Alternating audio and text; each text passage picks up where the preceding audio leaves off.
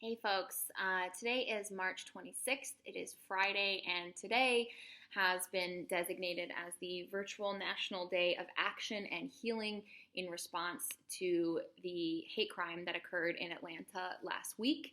I want to first start out by just signal boosting that. There is a worldwide vigil at 7:30 p.m. Eastern Time. But I would also recommend folks go to ncapaonline.org, ncapaonline.org/day of action. I'm sure you can also just Google it, hashtag Stop Asian Hate, but there are a lot of ways to get involved. There are a lot of organizations to donate to, a lot of local organizations you can look towards. In general, a lot of Asian American advancing justice organizations in different cities. If you follow the hashtag Stop Asian Hate, you can get there that way. I also want to just take a moment. A lot of really brilliant and eloquent things have already been said about this. One other nugget that I want to throw into the conversation.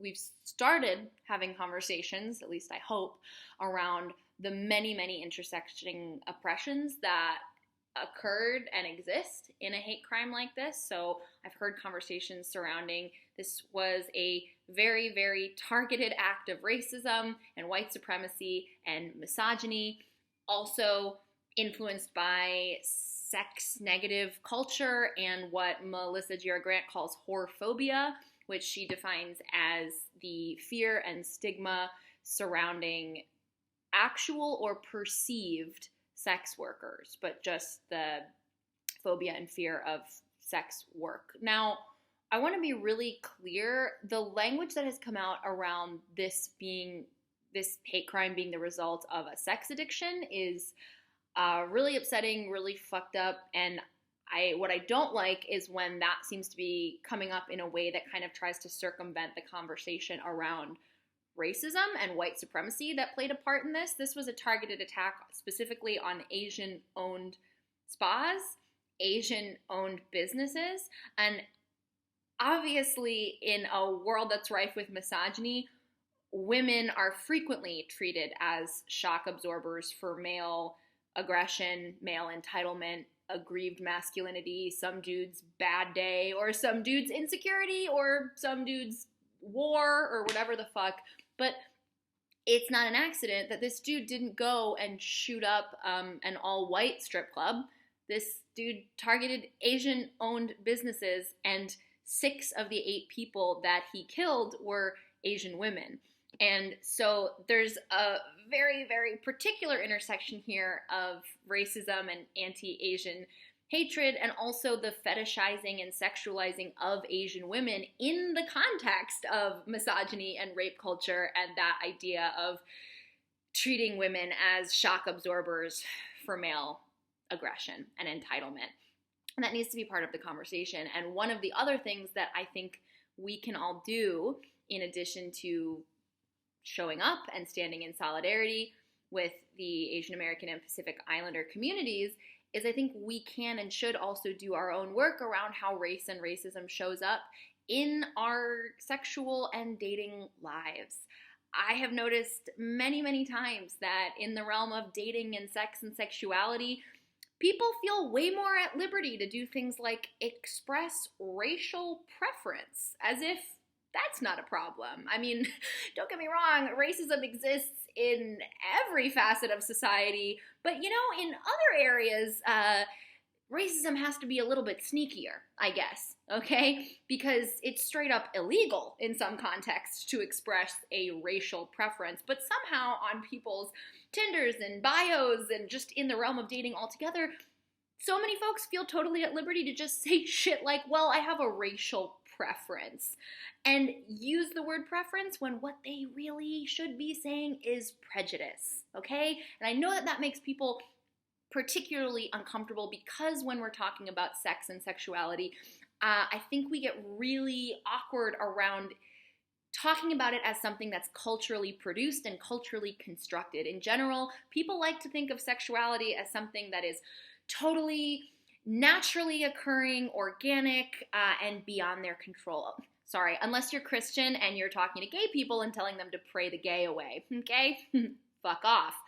But in general, like, we need to be willing to acknowledge that, yes, there are plenty of elements of our sexuality that we aren't in control over and we didn't choose, but our sexuality doesn't exist in a vacuum. And our desires and the way we act on those desires, that's absolutely influenced by culture.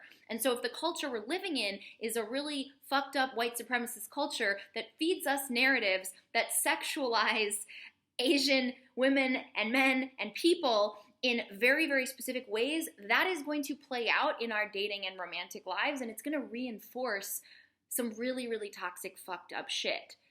And I think we need to be willing to confront that, because even if we can't control our desires, you know what we can control? Our behaviors. Always, 100% of the time. So to that point, none of what I'm saying makes any excuse for the behaviors and the actions of this racist, entitled, white supremacist fuckhead. His sexual urges, desires, and the society that shamed him for that, whatever church he was a part of that told him these desires were sinful, none of that needs to enter into the conversation when we're talking about his specific actions. What I do think should be part of a conversation is how the desires that we have come into play in our day-to-day lives. Because the reality is that how you sexualize someone affects how you treat them. And so it follows that how you sexualize an entire group of people, whether we're talking about a racial group, an ethnic group, a religious group, what have you, if we sexualize an entire group of people as a society in a certain way, that is necessarily going to impact how we treat and interact with that group of people, okay? And so check yourself as far as what desires come up for you and then how you act on those desires. And that doesn't just mean saying explicitly fucked up, fetishizing, racist shit on Tinder, although I know there's plenty of that. It also goes into, who are you swiping on? How often? Why? Where does that desire live inside your body, and how is it coming out in your words and your actions? Okay? And I'm not saying that if, you're a white dude and you notice that you're predominantly dating Asian women that you're about to go shoot up a community center, or that you even need to perform some kind of electroshock therapy and try to reroute your desires.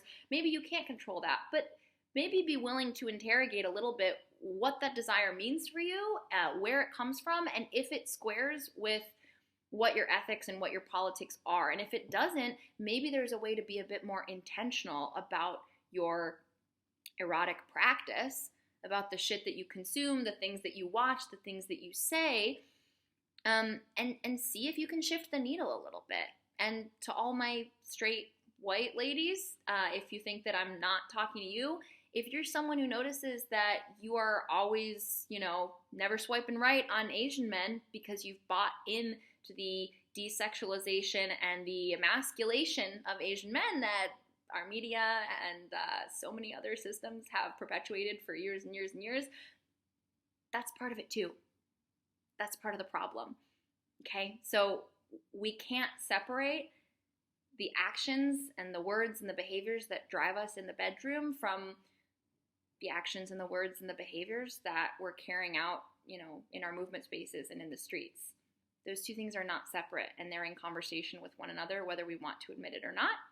So this is just a reminder to take a moment and think about what it means to sort of decolonize our brains when it comes to sex and sexuality. And that's just an invitation to think about, reflect on, and see what comes up. So I love you. Take care. Hydrate. Drink water. Get rest. And if and when you can, let's find ways to show up for one another and show out, and stand in solidarity. Okay. Love you.